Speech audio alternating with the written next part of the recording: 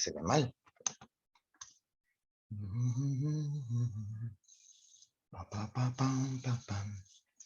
Ya. Carlita, Ignacia, Javier, Jason y Sandro. Ya.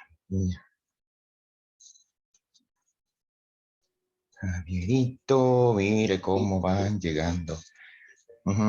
Hola.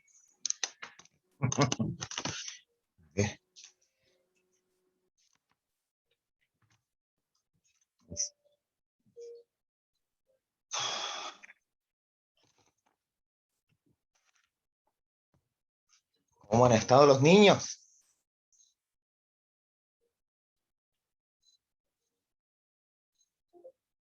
Ya, ahí sí tengo volumen. Lo tenía mudo. ¿Cómo han estado, chiquillos? ¿Cómo les ha ido? Bien. Espero que Dentro de lo que genial, se puede. estupendo. Bien, dentro de lo que se puede. Excelente, sí, también yo podría decir lo mismo. Bien dentro de lo que se puede, con un día nubladito, con... No sé cómo está y dónde están ustedes. Mire tú qué linda. Mira qué linda vista tengo. Todo el Oh, día, todo el sí día viendo mis... recuerdo. Lo recuerdan, ¿cierto? Sí, yo algo me acuerdo cuando estaba ahí adentro. Ya. Yo por lo general estaba en la escala, Ah. así que lo veía cuando se Yo, iba a almorzar. profe, Ah, yo me acuerdo cuando con el Mateo nos poníamos a espiar a los pelados. ¿qué? ¿Aló? Espiamos, estábamos, mire, le explico la historia. Nos habían prestado unos binoculares y nos pusimos a espiar a los pelados. Porque sí, era Ah, divertido. no había nadie más a quien espiar, por favor, por No, último, los pelucones para pirarle los pies. no, pelados. Ya, bueno, espero que estén todos bien. Espero que estemos mejor y que se pase la tontera luego para poder verlos, pues verlos con mis ojos. Ya, se supone que vamos a invitar a Alejandra, Francisco, Johan, Max. Ahí van a entrar Max. Está como lento el internet del PC. Ahí sí. Uniéndose. Ya, bacán. Hola, profesor. ¡Hola! Bien, profe. ¿Qué tal? ¿Cómo les va? Bien, Bueno, ¿y usted? Qué estupendo. bueno. Les mostraba a los chiquillos recién la estupenda vista que tengo. La estupenda vista que tengo. Sí, nunca me he olvidado del liceo. Estoy ahí como pendiente todo el día, así como, wow, ¿y cuándo volveré? Bueno, como les estaba contando, más o menos no nos han dicho nada oficial, ¿ah? Esto fue como una cosa que me llegó, noticias que, cosas que dijo el alcalde, etcétera, que más o menos el 15 de abril, sí, más o menos el 15 de abril, podríamos volver a lo de clases presenciales. Por turno, mixta, no tengo idea cómo, ¿cachai? Pero como que esa sería la idea. Ahora, es la idea. Puede que de repente te digan, oh, la pandemia se fue milagrosamente, se hizo buena persona el virus y se fue. Ya, volvemos antes, o te digan, no, sabes que se volvió mala persona y es peor y vamos a estar en cuarentena. Eh, a mí me gusta hablar mucho de la realidad líquida, ¿cachai? Líquida, como que cuesta agarrarla, cuesta que se forme, cuesta que... Hay que ver cómo se van dando las cosas, punto. Ya. Por ahora, entonces, más o menos, en lo que queda de mes vamos a estar viendo lo de la unidad cero, eh, que los profes de historia nos pusimos de acuerdo que tenía que ver con reforzar o revisar eh, alguna, alguna unidad que haya quedado como pendiente o que hayamos visto a última hora o a la rápida o que simplemente nos interesara. Y, y en base un poquito a la materia que viene en tercero, va a ser como entrete ver cómo se fue conformando esta cuestión de mundo que tenemos hoy día y entonces va toda la materia en unidad cero de que los últimos cambios en Chile en los últimos 40 años, ya desde la, bien a la rápida las transformaciones del siglo, segunda mitad del siglo XX, para llegar a la época de dictadura y neoliberalismo, ya. y vamos a tirarle algunos documentos, algunas cosas como de análisis, de crítica y cuestiones así, ¿ya? A ver, ¿dónde Ernesto viene llegando? Ahí viene. ¡Oh! Ernesto, cállate. ¿Entró? Bueno, ahí va a entrar. Ya. Como de costumbre, les recuerdo todo lo que tienen que haber hablado ya tal vez con su profe jefe respecto del protocolo de Zoom, ya el año pasado lo repetimos hasta el cansancio, esto de ser puntual, porque recuerda que nuestras horas, si bien son 2 veces al día, o sea, hoy día nos juntamos 2 veces, eh, ahora a las 9, después esta cosa se nos va a cortar a las 9:40, hay que volver a conectarse a las 9:50, 10 para las 10, y 10:30 se nos acaba esta cuestión. Son 2 bloques, ¿ya? En el mismo esquema, ¿cachai? Son 40 minutitos, ojalá por eso mismo es la idea de aprovechar el tiempo, estar súper puntuales, llegaron todos felices, llegaron incluso, estaban esperando antes que yo, amorosos siempre, como siempre, y, y ¿cómo se llama? Aportar un poquito y tirar unos videos, tirar unas cosas, yo les mando algo al Classroom. Hoy día les estaría mandando yo la invitación a su correo al Classroom, porque es uno nuevo, ¿ya? Porque el problema es que alguien, porque ya me pasó con un primero medio que mandé como 20 invitaciones y llegaron 5, no sé, atado.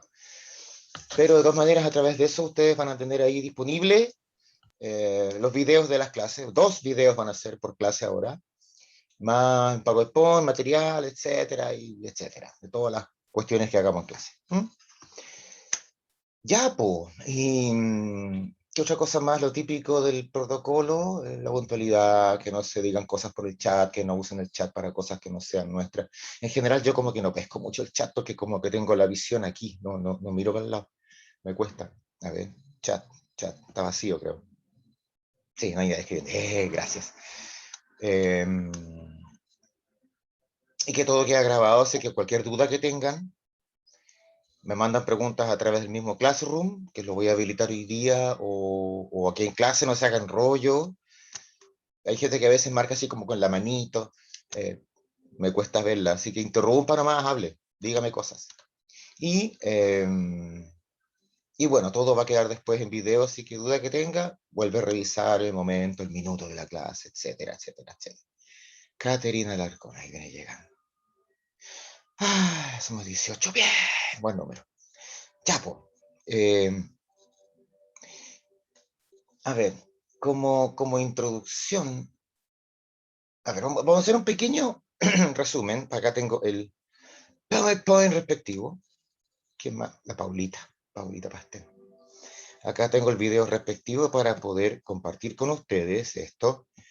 Seguramente les va a parecer familiar porque el año pasado, a última hora, ya como en diciembre, vimos este PowerPoint. Fue el penúltimo. Claro que este está recortado. Ya tiene menos cosas, está más sencillito.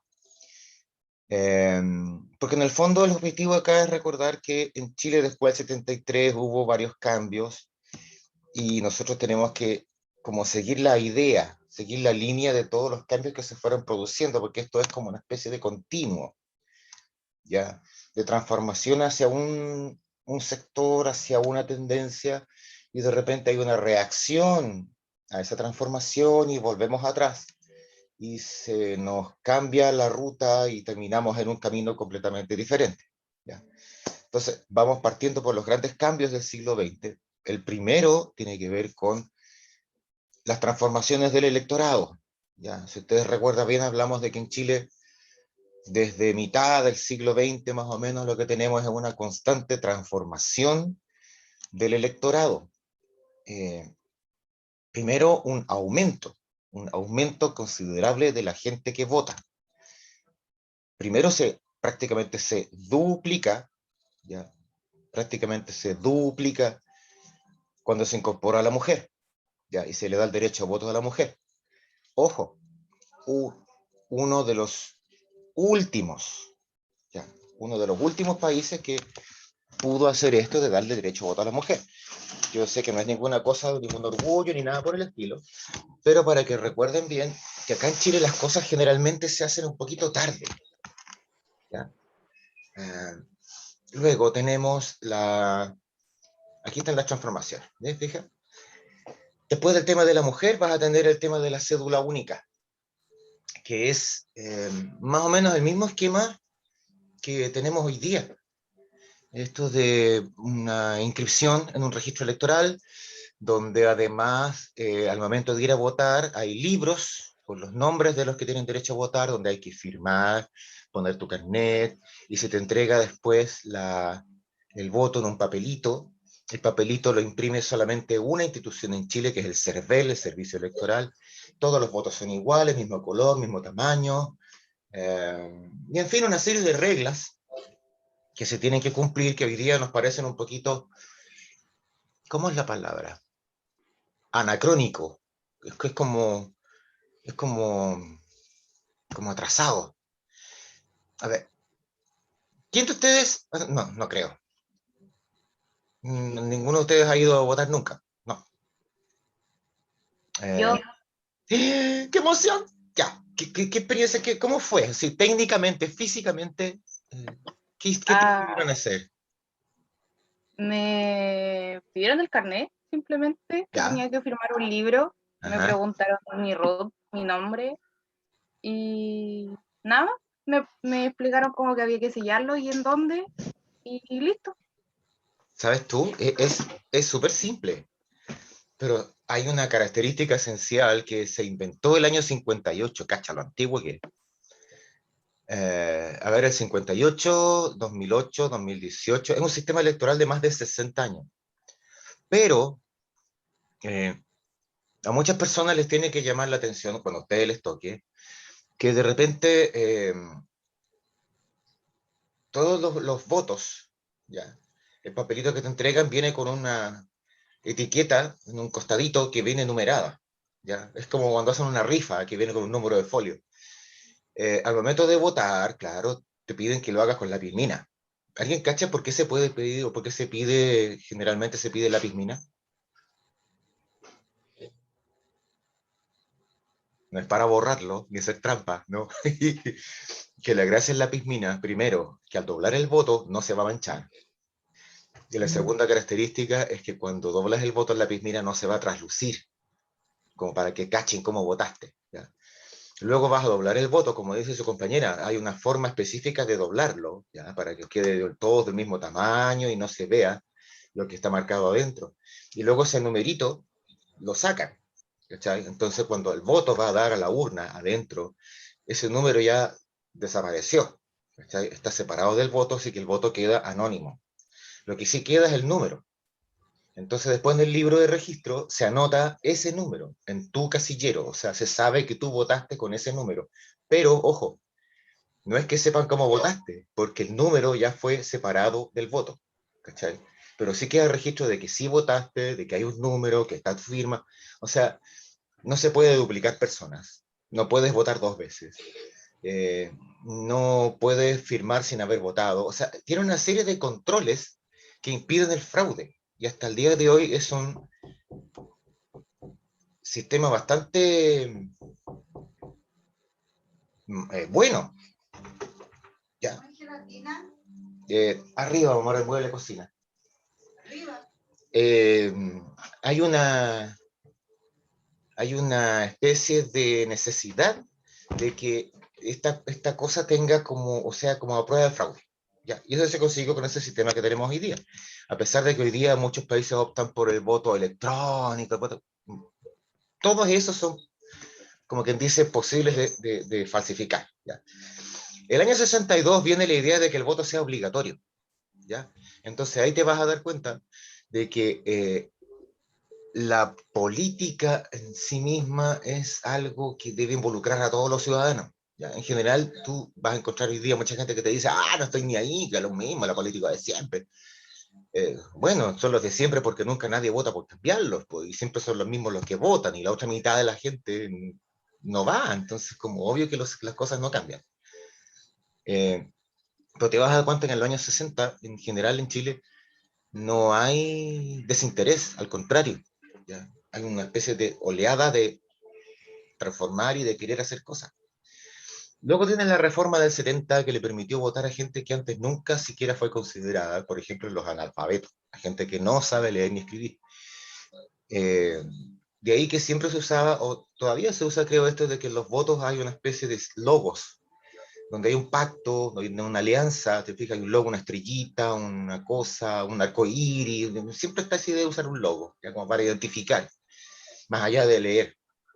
Y por supuesto se dio la posibilidad de que votaran los menores de 18. O sea, perdón, los mayores de 18 siendo menores de edad. Ojo, recuerda que el año 70 y hasta el año 1991 la mayoría de edad era los 21 años. 21. Entonces, cuando te dicen vota los de 18, estás permitiendo que voten los menores de edad. Es como si en Chile dijéramos ya votan los mayores de 16. ¿Te fijas? Mayoría de edad 18, pero la mayoría, el derecho a voto sería los 16 años. Por darte un ejemplo comparativamente. Entonces, todas estas transformaciones amplían, te van dando la idea de que más gente tiene derecho a votar. Mientras más gente tiene derecho a votar, más variado es el panorama. ¿Ya? Como dice ahí, los partidos políticos van a tener que empezar a reorganizarse, a repensar. Ya no van a ser club de Toby, sino que tienen que pensar en los intereses, en las necesidades de más gente. Pensemos un poquito. Eh, ¿Qué necesidades nuevas? Teniendo este panorama de que antes votan solo hombres mayores de 21, educados, por así decirlo. Y de repente te dicen, ya, todo el mundo tiene derecho a votar. Y se te duplica, prácticamente triplica. Si yo voy a la cantidad, fíjate la cantidad. El 58, cuando ya empieza, como que empieza a votar las mujeres, vas a tener 1.100.000 habitantes. Perdón, votantes. 1.100.000 votantes. Y el 64 ya estamos en la época de comenzando el gobierno de Frei Montalva, son 2.900.000. Y el 73 terminando el gobierno de Allende, son 4.500.000. Si comparas eso en 30 años más o menos, menos de 30, en 25 años, se multiplicó por 3, saltó de 1.100.000 a 4.500.000. Entonces la pregunta que yo hago ahora es para que reflexionemos y la pensemos y la digamos al tiro. ¿Qué necesidades son las que van a surgir? Piensa en estos nuevos electores. ¿Qué van a pedir los nuevos electores? Ya suponte las mujeres van a decir, oh, queremos igualdad, dignidad, igual trabajo, igual sueldo. ¿Qué pedirá la gente joven? ¿No más presos por plantar? Piénsala, piénsala, piénsala. A ver, ¿qué pedirán? Esta gente, ¿qué pedirá? Estos nuevos votantes.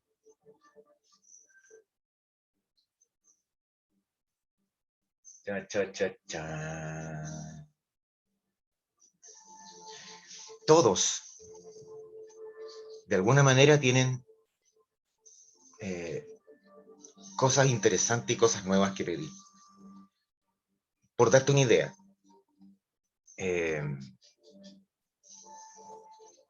a lo mejor antes nadie se preocupaba de que la ley de sala cuna se cumpliera, pero estando la mujer trabajando y ahora también con derecho a voto, es obvio que esas mujeres van a estar pidiendo cosas, pero correspondiente a su género, correspondiente a sus necesidades en esa década. ¿Te fijas? Es como obvio que la gente joven estuviera preocupada de las oportunidades. Entonces, si empezaron a trabajar también las mujeres, también exigían esa licencia que te dan cuando estás embarazada.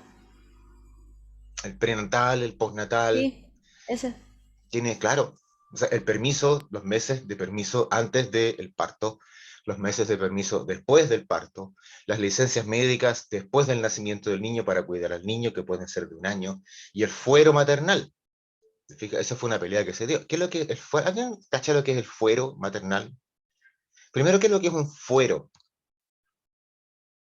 Se habla del fuero maternal, se habla del fuero, eh, ¿cómo se llama? El fuero parlamentario. En otros países existe el fuero eclesiástico. El fuero es como la inviolabilidad. Es como decirte, a mí no me pueden tocar. O sea, aquí sale que todas las trabajadoras embarazadas que dependan de cualquier empleador y se encuentren dentro de un sistema provisional, los padres trabajadores en caso de que la madre fallezca, la madre o padre adoptado desde la revolución aprueba la adopción. No sé. No, bueno, es una definición un poco complicada porque te fuiste para otro lado, pero fíjate que sí, tiene mucho que ver porque el fuero implica la inviolabilidad, o sea, no me pueden tocar. El fuero maternal, en este caso, significaría que yo no puedo, el empleador, no puede cambiar las condiciones de trabajo de la mujer que ya tuvo hijo. Eh, Obviamente, el fuero parte desde que la mujer avisa que está embarazada, conste, porque para un trabajador, perdón, para un patrón, le digo patrón porque empresario es como despectivo, ya patrón, apersonado, un tipo mandón, el dueño de la empresa, el abusador de turno. Puede ser fome, penca, tener que tener una tipa que se embaraza y hay que darle permiso para esto, permiso para lo otro, y dicen, no, esta galla la voy a echar, me molesta. Incluso, ojo, recuerda que hay mucho trabajo en donde la primera cosa que se fijan es si eres mujer en edad fértil o no, y te van a poner problemas. Entonces, no, esta niña puede quedar embarazada, entonces no la voy a contratar. Ojo ahí. Porque en cuanto a la mujer trabajadora, la tipa que trabaja en mi empresa dice, estoy embarazada, yo como jefe soné. Tengo una cosa, respetar una cosa que se llama fuero maternal. No la puedo despedir. ¿Te fijas?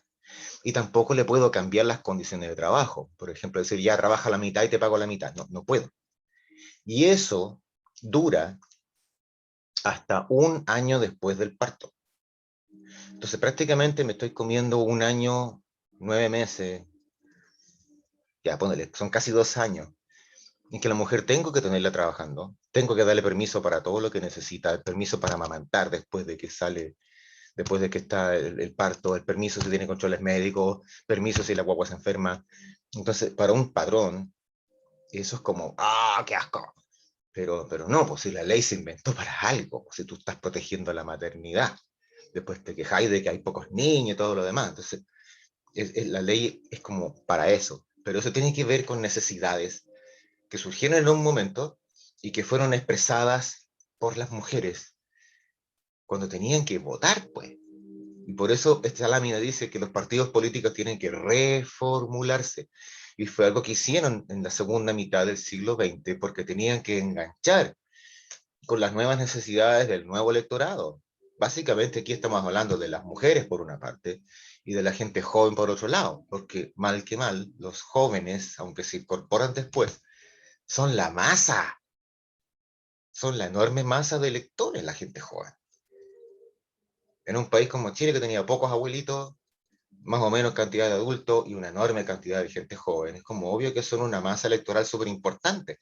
Entonces, de ahí que haya candidatos jóvenes para conquistar el electorado, candidatos que pueden ser así como eh, un poquito bacanes, ¿cachai? Que se muestran así como hiperactivos, ¿no? Si yo soy como tú, hay que captar, ¿te fijas? Al electorado joven.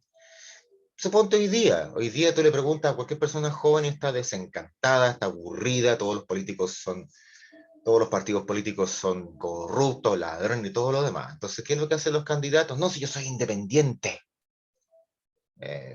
Ya, ahora son todos independientes, pero tiene que ver con enganchar, sintonizar con el electorado. ¿Cachai?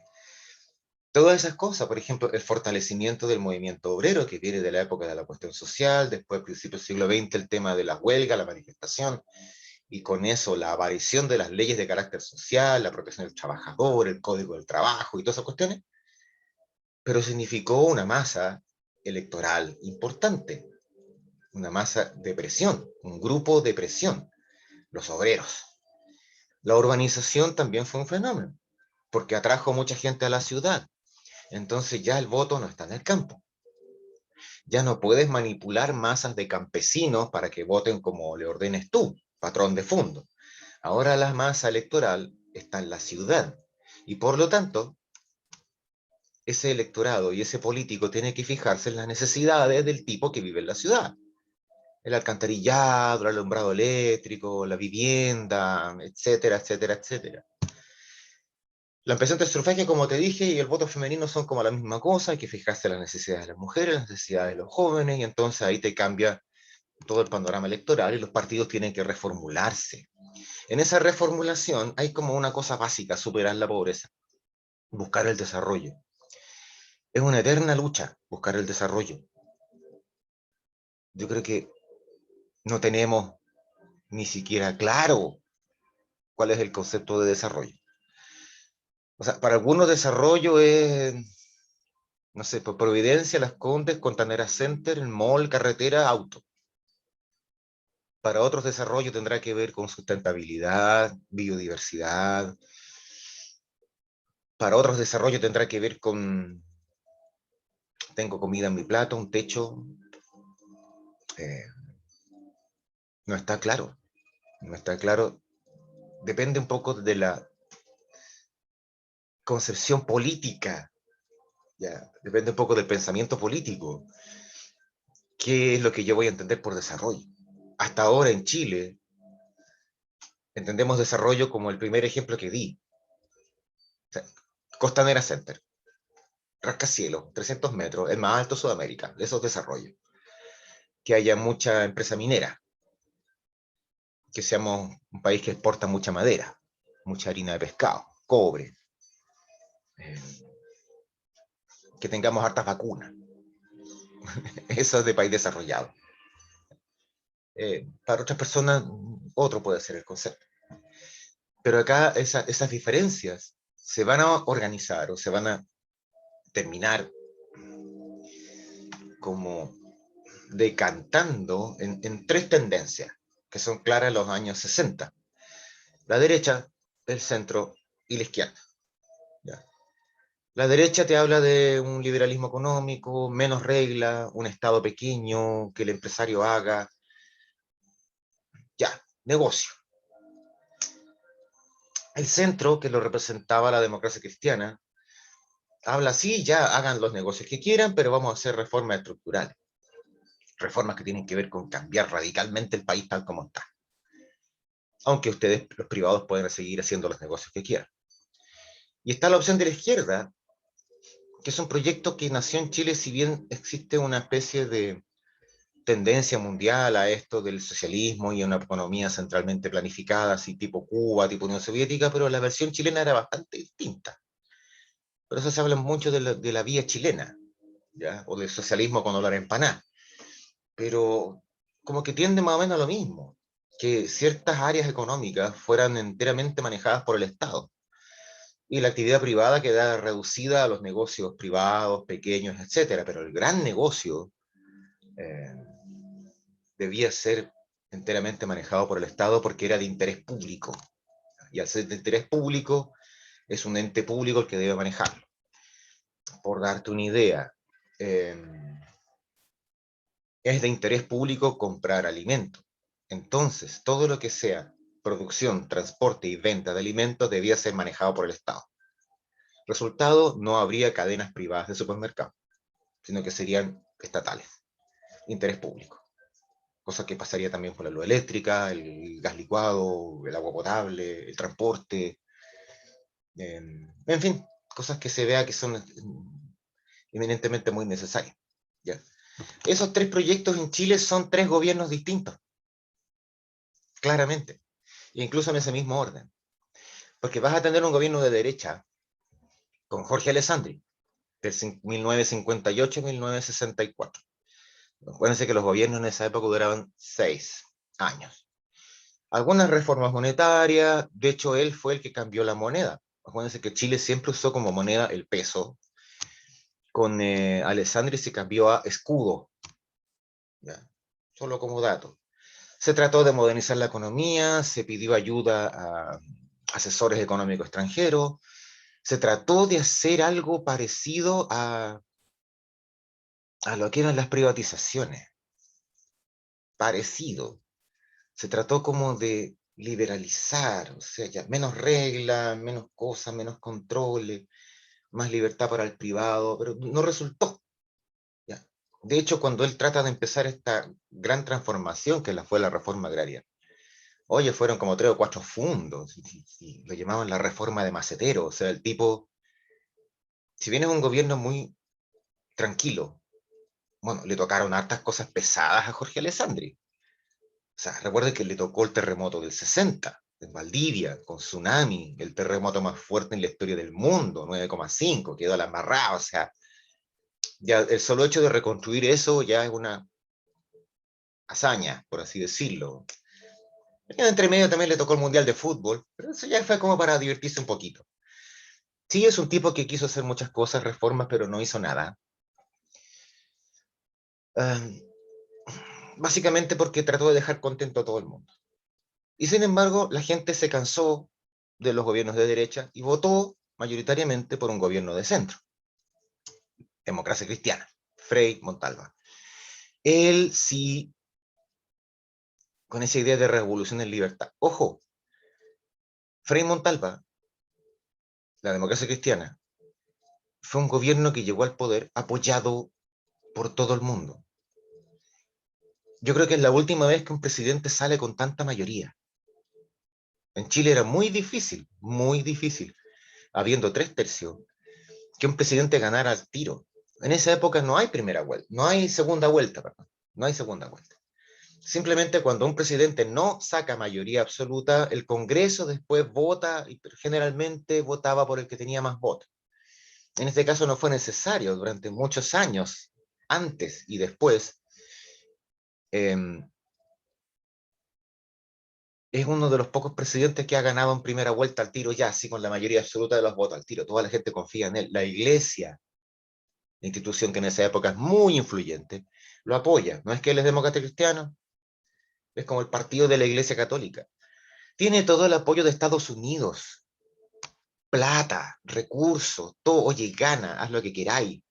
Porque recuerda que Frei Montalva y este partido de centro son como la alternativa que existe a los partidos de izquierda. Somos un continente, fíjate lo que estoy diciendo, somos un continente, América Latina, muy desigual, muy abusivo, con mucha frustración, pobreza, y eso enoja. Por eso somos un continente con muchas revoluciones, con muchos golpes de Estado, con muchas guerrillas, partiendo por Fidel Castro, el Che Guevara y bla, bla, bla, bla. Entonces, ¿qué es lo que va a ocurrir acá? Para que la gente no tenga ese deseo de revolucionarse e irse para la extrema izquierda, tratemos de impulsar gobiernos reformadores, pero de centro. Cosa que la gente quede contenta y no se vaya más para el lado izquierdo. Por eso Estados Unidos apoya a todos estos gobiernos que son como renovadores, sin ser de izquierda. Recuerda que estamos en un contexto de Guerra Fría. Así que todo lo que haga Estados Unidos tiene que ver con no quiero que avance la izquierda comunista, marxista, roja, incluyendo apoyar abiertamente este gobierno de Frei Montalva, que hizo muchas reformas, pero que no fueron suficientes. Siempre se quiso más. Entonces la reforma agraria se empezó a hacer, se hizo bien, pero después se quiso más y se armó un despelote. La reforma educacional, todas las reformas eran increíblemente buenas, pero terminaron enredándose en la burocracia y la gente quedó con hambre. Y como quedó con hambre, dijo, este gobierno de centro no es suficiente. Y el electorado, el año 70, se fue a votar para la izquierda. Y por eso salió Salvador Allende, a pesar de todo a pesar de todo lo que hizo Estados Unidos para evitar que Allende ganara y asumiera. Tenemos que recordar los atentados de grupos de ultraderecha, el asesinato del comandante en jefe del ejército, René Schneider, la sublevación del regimiento Tacna. O sea, muchas cosas pasaron para evitar que Allende ganara y después de que ganó, para evitar que Allende asumiera. Entonces, tengamos claro que aquí la guerra contra Allende partió incluso antes de que él ganara las elecciones, porque estamos en un contexto de Guerra Fría. Así que todo lo que pase en nuestro país tiene que ver con esta gran pelea de Unión Soviética con Estados Unidos, del comunismo con el capitalismo. ¿Ya? Las reformas las vamos a ver despuesito porque quiero llegar a la... Bueno, en resumen, bien breve, está, bueno, la reforma agraria, esto como va a estar después en el Classroom, no se preocupen, lo pueden leer y sacar de ahí la información.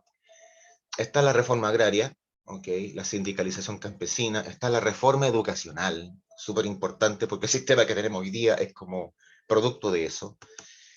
Está la idea de promoción social, o sea, sube de nivel, sal de la pobreza, y a través de una serie de elementos que incluyen, ojo con eso, la participación, ¿ya? Participación de la gente en su propio desarrollo. Está el tema del cobre, que partió con Frei y culmina con Allende, la chilenización y la nacionalización. Pero todo esto desemboca en gente que quiere una cosa y gente que quiere otra, y como no se ponen de acuerdo, las posiciones se van extremando. ¿Ya? No es solamente que aparezcan grupos de extrema izquierda con el MIR, de extrema derecha como Patria y Libertad, sino que la gente misma deja de pensar en centro, en conciliarse y empieza como a dividirse y decir, ¿esta cosa se rompe o no se rompe? Aumentó la polarización, la división. Estados Unidos se metió e intervino más que nunca y por lo tanto se produjo lo que ya sabemos, el golpe del 11 de septiembre. Y este golpe del 11 de septiembre significó un pare en todas las reformas que se venían haciendo y una especie de vuelta atrás en varias cosas. ¿Ya? Derechos laborales, aspectos sociales, aspectos educacionales, etc. Y aparte del factor represivo, que el año pasado lo vimos en detalle, pero eso que es como que lo que caracteriza a la dictadura, la parte represiva, tenemos también la otra cosa que es como esta idea de refundar. Si te fijas bien en esta foto que está acá, que es el salón de actos del edificio Diego Portales, hoy día el GAM, en el salón, en la cabecera del salón donde se hacían todas las ceremonias de la Junta Militar, estaba este lechero que decía Chile, ¿se acuerdan ustedes? Y aquí en un lado la fecha 1810, independencia, y aquí la fecha 1973. Entendamos, esto empezó a verse y a propagandizarse como que era como el nuevo nacimiento. Chile como el ave fénix, renace gracias a los militares. Entonces está esa cosa de refundar Chile. Por eso hicieron su propia constitución, sus propias reglas, impusieron todas sus ideas y también impusieron su sistema económico, que es el neoliberal. Que no es un sistema militar, ojo, es lo más anti-militar y anti-nacionalista. Pero lo aplicaron porque como los militares no tenían ningún tipo de pensador, pensamiento, filosofía, ni nada, ningún talento económico, hubo asesoría, más que nada de la Universidad Católica de Chile, tipos que habían estudiado en la Universidad de Chicago, y a partir de ahí entonces viene esto de los Chicago Boys, etcétera, y las transformaciones. Esas transformaciones las vamos a ver la próxima hora, en 10 minutitos más, porque ahora se me va a cortar, así que pequeño recreo, nos vamos a ir vamos al baño, comer algo, etcétera, etcétera, etcétera. Yo también voy a ir a comer algo. Y nos vemos a 10 para las 10. A ver, 9:38, 9:40, 10 para las 10. Ahí nos conectamos de nuevo, terminamos esto y les voy a compartir un video de Chomsky, con un pensamiento de Chomsky, ya, sobre la solidaridad y cuál es la base de la destrucción del sistema que había antes. ¿Ok? Así que chicos amorosos, nos vamos a ver en un ratito más para que sigamos con esta cosa. Junten preguntas también. ¿Ya? Aprovechen, interrumpan al tiro, así metan cuchara, abran el micrófono y metan cuchara. ¿Ya? Eso, ya. No se me quiere desconectar el PowerPoint. Ahí sí. Ya. Maravilloso. Ya. Cualquier problema con internet, recuerde que a la nochecita les subo este video y pueden revisar todo de nuevo. Ya, porque veo que hay gente que ha tenido problemas con internet. Vaya, no.